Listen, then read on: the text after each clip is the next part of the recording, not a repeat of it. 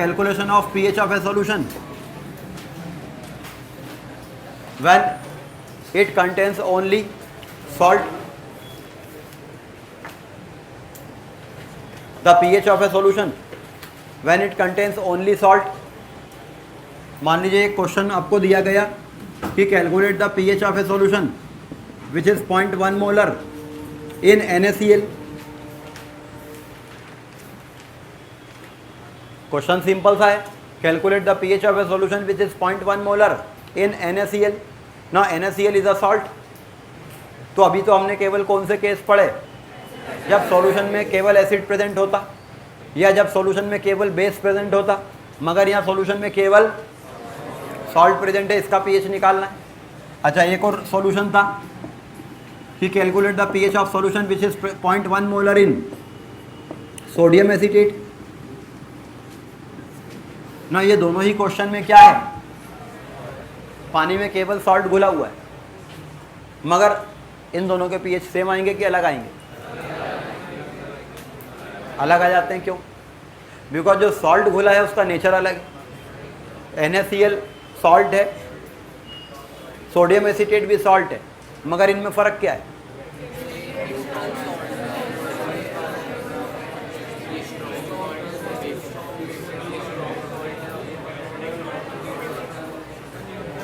ये strong salt है, ये स्ट्रॉन्ग सॉल्ट है और वो वीक सॉल्ट है. नहीं, स्ट्रॉन्ग सॉल्ट होना मतलब ये पूरा आयनाइज होता है, वो भी पूरा आयनाइज होता है. आप पानी में सोडियम एसीटेट को घोलो वो पूरा टूटता है, मतलब एज सच वो स्ट्रॉन्ग इलेक्ट्रोलाइट है. ऐसा नहीं होता कि पानी में सोडियम एसीटेट को घोलो वो इनकम्प्लीट टूटता, वो पूरा घुलेगा, वो रेडिली सॉल्युबल सॉल्ट है. ये भी स्ट्रॉन्ग सॉल्ट है, वो भी स्ट्रॉन्ग सॉल्ट है, मगर ये स्ट्रॉन्ग एसिड स्ट्रॉन्ग बेस का सॉल्ट है, वो वीक एसिड और स्ट्रॉन्ग बेस का सॉल्ट है. सॉल्ट अलग अलग प्रकार के हो सकते हैं. When an acid reacts with a base it forms salt and water. The reaction is called neutralisation reaction. When an acid reacts with a base, it forms salt and water. Acid base आपस में reaction करके salt और water बनाते हैं.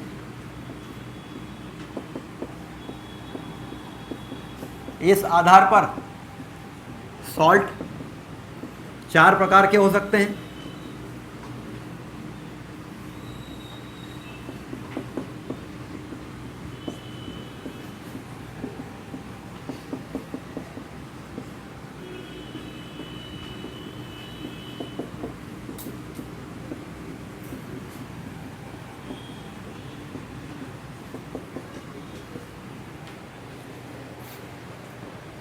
Salt of strong acid strong base, salt of weak acid strong base, salt of strong acid weak base and salt of weak acid weak base.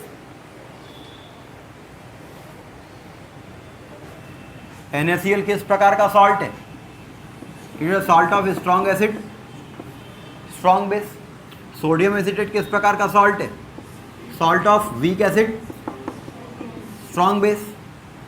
ये किस प्रकार का सॉल्ट है? NH4Cl. It is salt of strong acid but weak base. और ammonium acetate किस प्रकार का salt है? It is a salt of weak acid weak base. So if a solution contains only salt dissolved in it, the pH will depend which type of salt it is. pH अलग अलग आएगा.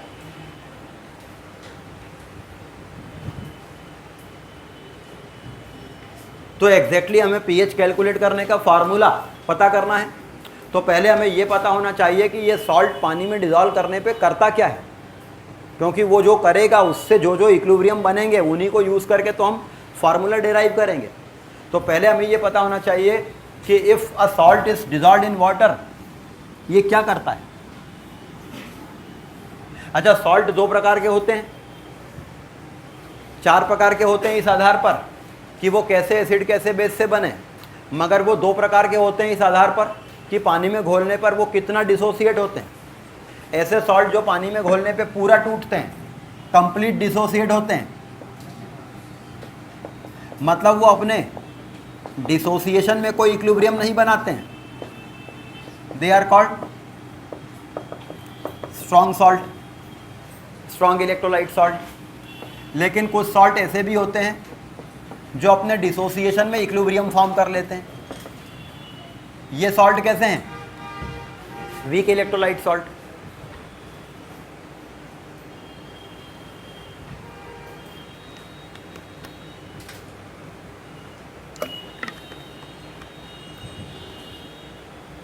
इनमें से पानी में सबसे ज़्यादा कौन घुलेंगे? ये ज़्यादा घुलेंगे, तो इनको कहते हैं रेडिली सॉल्युबल सॉल्ट।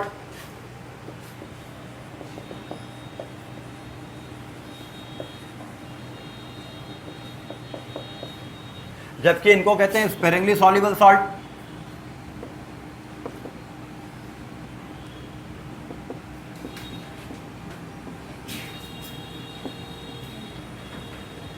अगर पानी में आपने कोई सॉल्ट को डिज़ोल्व किया और वो सॉल्ट पानी में कंप्लीटली डिज़ोल्व हो जाता है, कंप्लीट आयनाइज होता है, तो वो रेडिली सॉल्युबल सॉल्ट है। लेकिन कोई सॉल्ट को आपने पानी में डिज़ोल्व किया और वो इनकम्प्लीटली डिज़ोल्व हुआ और एक इक्विलिब्रियम फॉर्म कर लिया उसने, then it is called sparingly soluble salt. आप पानी में AgCl डालो, वो प्रेसिपिटेट के फॉर्म में पूरा नीचे बैठ जाता है, उसका बहुत ही कम अमाउंट सॉल्यूशन में जाता है। आप उतना ही NaCl पानी में डालो, पूरा घुल जाता है, क्योंकि वो रेडिली सॉल्युबल है और वो स्पेरिंगली सॉल्युबल। अभी अपन केवल रेडिली सॉल्युबल सॉल्ट की बात करेंगे, स्पेरिंगली सॉल्युबल सॉल्ट को एक अलग सेक्शन में पढ़ेंगे। तो अभी हम केवल कौन से सॉल्ट की बात कर रहे हैं? Readily soluble salt. और वो चार प्रकार के हो सकते हैं, कौन से? Salt of strong acid strong base, salt of weak acid strong base, salt of strong acid weak base and salt of week acid and weak base.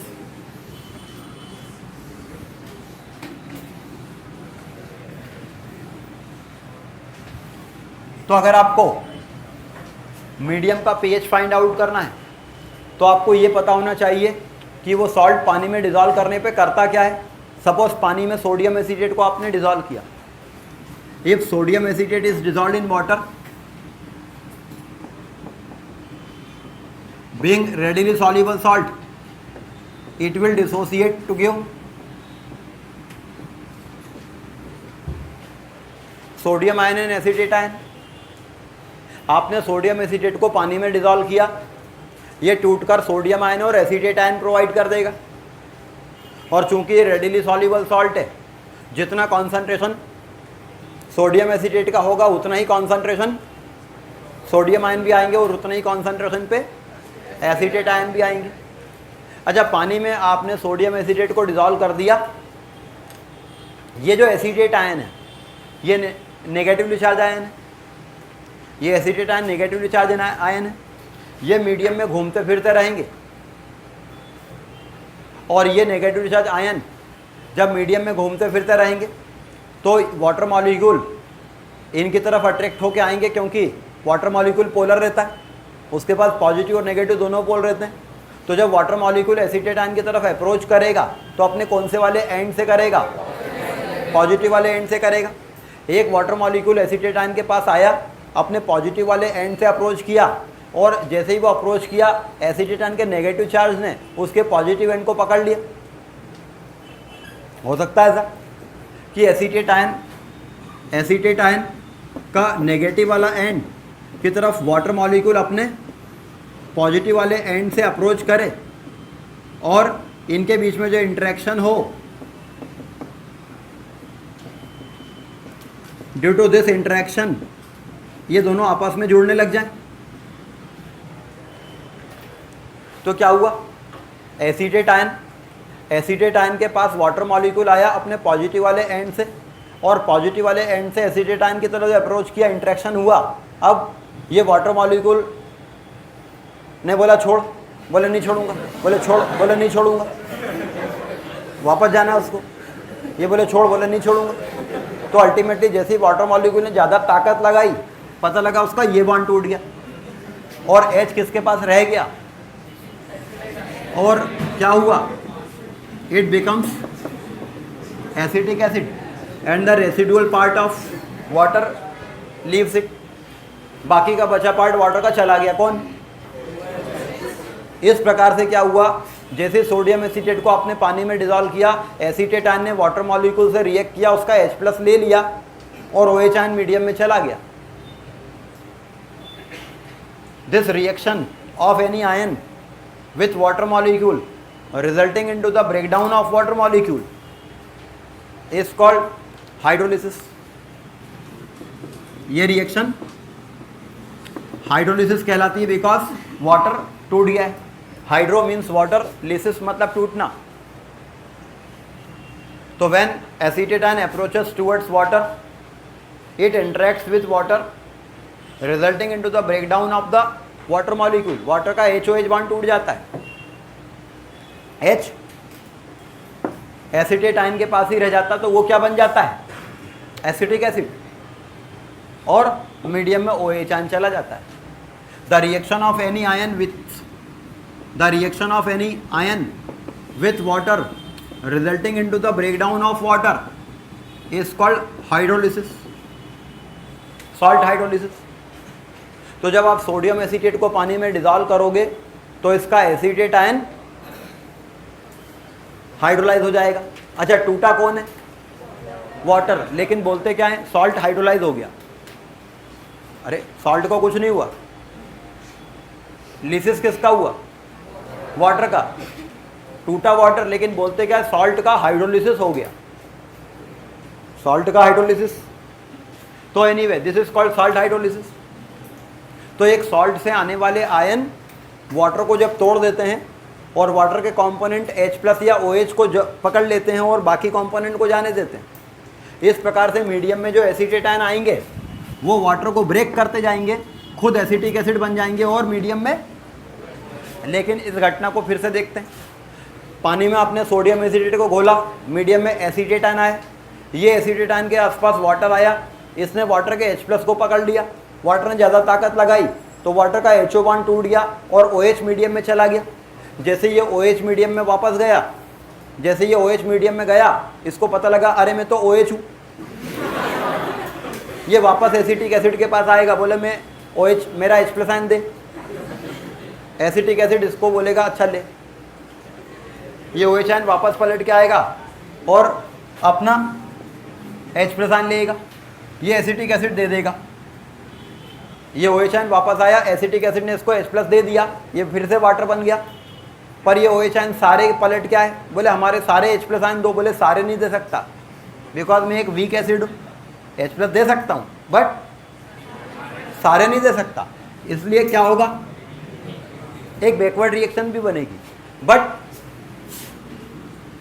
Medium में जितने एसीटेट आयन आए थे वो ना तो सारे एसिटिक एसिड बनेंगे और ना जितना एसिटिक एसिड बनेगा वो सारा H+ इसको पलट के नहीं दे पाएगा. क्यों? अच्छा, वैसे देखा जाए तो OH- आयन की H+ आयन लेने की टेंडेंसी बेहद जबरदस्त है. कितनी? OH- आयन की H+ लेने की टेंडेंसी कितनी होती है? जबरदस्त. आंसर लिखा ना एग्जाम में, जबरदस्त.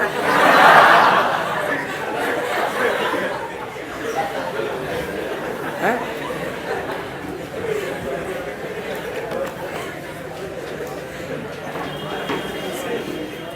ऐसे भावनात्मक आंसर थोड़ी चलेंगे.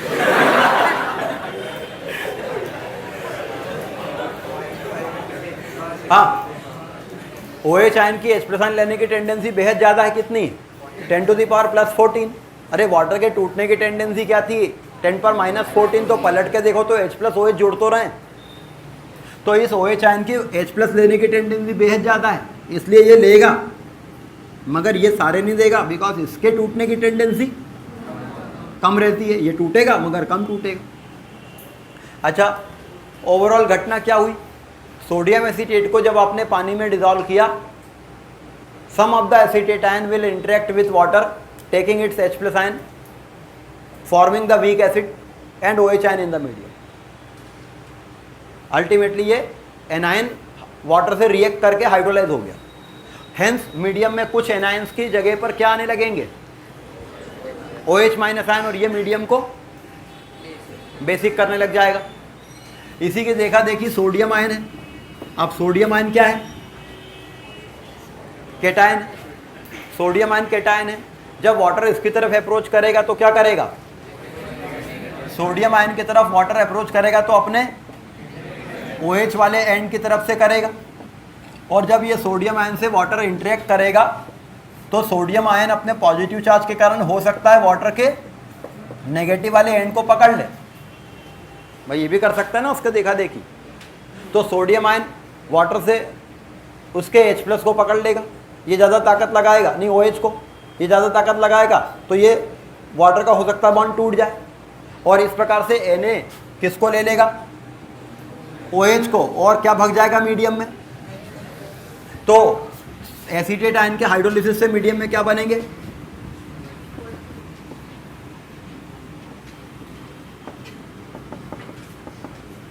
OH। तो सोडियम आयन अगर हाइड्रोलाइज हो गया तो मीडियम में क्या बनेगा? H+। ये H+ आयन पलट के वापस आया कि मेरे OH आयन दे, बोले ले, बोले सारे दे, बोले ले सारे ले ले। ये NaOH मीडियम में जो बनेगा, ये H+ आयन जब वापस इसके पास आएगा, बोले मेरे OH आयन दे, तो ये दे देगा, बोले सारे दे, बोले ले सारे ले ले। अरे सारे दे दे तो तूने लिए क्यों थे? मतलब कहने का क्या है?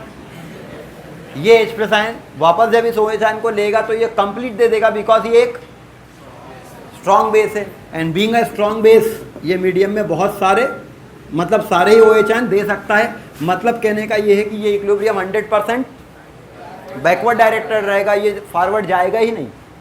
ये तो समझाने के लिए बोला था। मतलब क्या होगा? When sodium acetate is dissolved in water, the acetate ion can take some H+ ion, releasing some OH minus ion in the medium by breaking the water, but sodium ion will not break the water. If sodium ion will break water molecule, it will form NaOH, which can give completely back its OH minus ion to the H+ ion. इस equilibrium के back जाने की tendency बेहद जबरदस्त है, मतलब forward जाएगा ही नहीं। कहने का मतलब क्या है?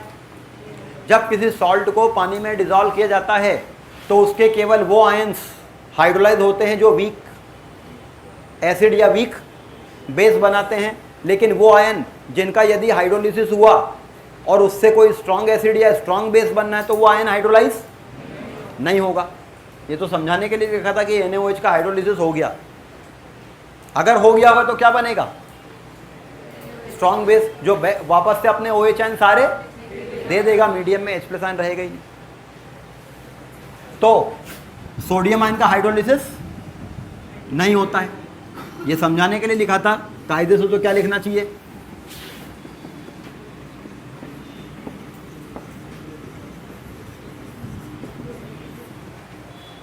तो इस प्रकार से अब हम समझ सकते हैं कि यदि हमने पानी में सोडियम एसीटेट को घोला तो क्या होगा? एसीटेट आयन हाइड्रोलाइज होकर OH आयन दे रहे होंगे, मगर sodium ion hydrolyse, hence this will make the total solution basic. ये सॉल्यूशन को बेसिक कर देगा। और वो आयन हाइड्रोलाइज होता है जिसके हाइड्रोलिसिस से कोई वीक एसिड या वीक बेस बनना होता था, लेकिन वो आयन हाइड्रोलाइज नहीं होता है जिससे कोई स्ट्रॉन्ग एसिड या, मतलब एसीटेट आयन वाटर से इंटरेक्ट करता है मगर सोडियम आयन वाटर से इंटरेक्ट ऐसे कैसे नहीं करता है? एसीटेट आयन वाटर से इंटरेक्ट करता है, सोडियम आयन भी वाटर से इंटरेक्ट करता है, मगर वाटर से इंटरेक्शन कैसा करता है?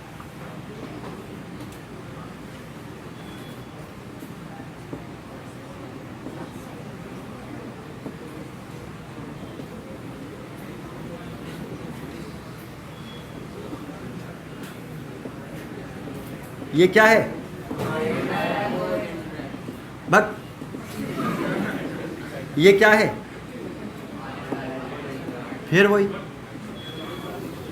जब बोलता रहा हूं कि ये वो नहीं है। हाँ चलो कह लो कि आयन डायपोल इंटरेक्शन,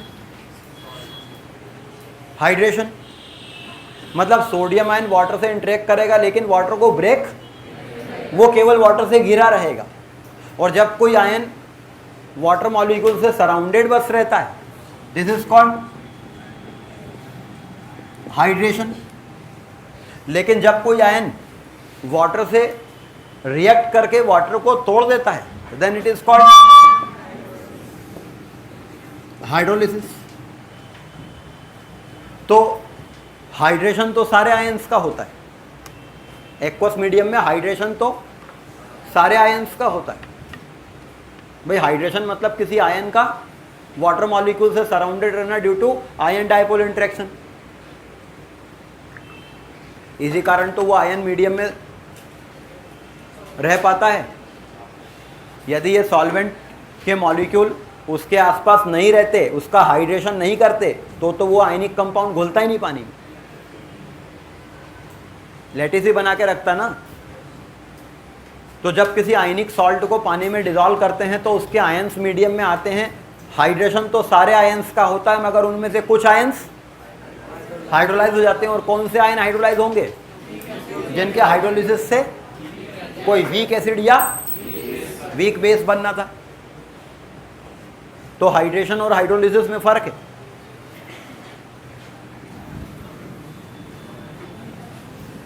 इसी प्रकार से अगर आपने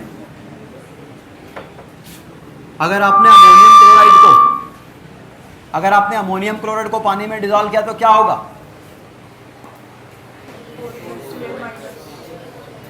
पहली बात तो ये अमोनियम क्लोराइड पानी में डिसॉल्व करने पर अपने आयंस में कंप्लीटली टूटेगा और इसका कैटायन वाटर से हाइड्रोलाइज होकर वीक बेस NH4OH बनाएगा, मगर इसका एनायन हाइड्रोलाइज नहीं होगा, क्योंकि यदि ये Cl- आयन हाइड्रोलाइज हो जाता तो क्या होता? स्ट्रॉन्ग एसिड HCl बनता, जो वापस से वैसे काम कर देता। तो in case of sodium acetate anionic hydrolysis will occur. In case of NH4Cl, only cationic hydrolysis will occur.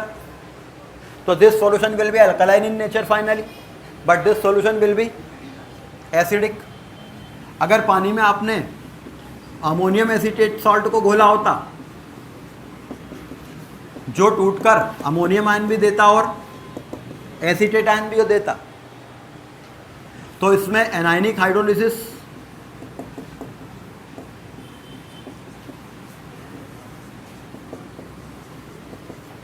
और कैटायनिक हाइड्रोलिसिस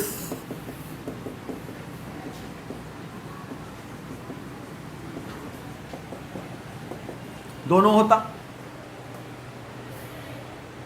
एनायनिक हाइड्रोलिसिस के कारण मीडियम बेसिक हो रहा होता, मगर कैटायनिक हाइड्रोलिसिस के कारण मीडियम तो इसका pH नियरली इक्वल टू 7 आता, जबकि इसका pH लेस देन 7 आना है, जबकि इसका pH ग्रेटर देन 7 आना है।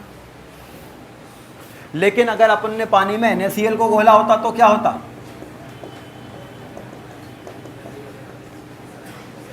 यदि पानी में आपने NaCl को घोला होता तो क्या होता? Neither sodium ion get hydrolyse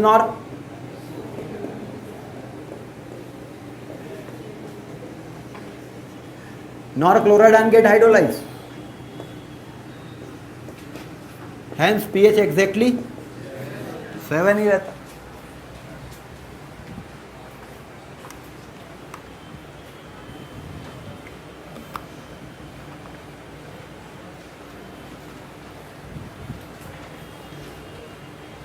तो किसी सॉल्ट को पानी में डिसॉल्व करने पर उसका कौन सा वाला आयन हाइड्रोलाइज होगा, पहले हमें यह चेक करना पड़ता है।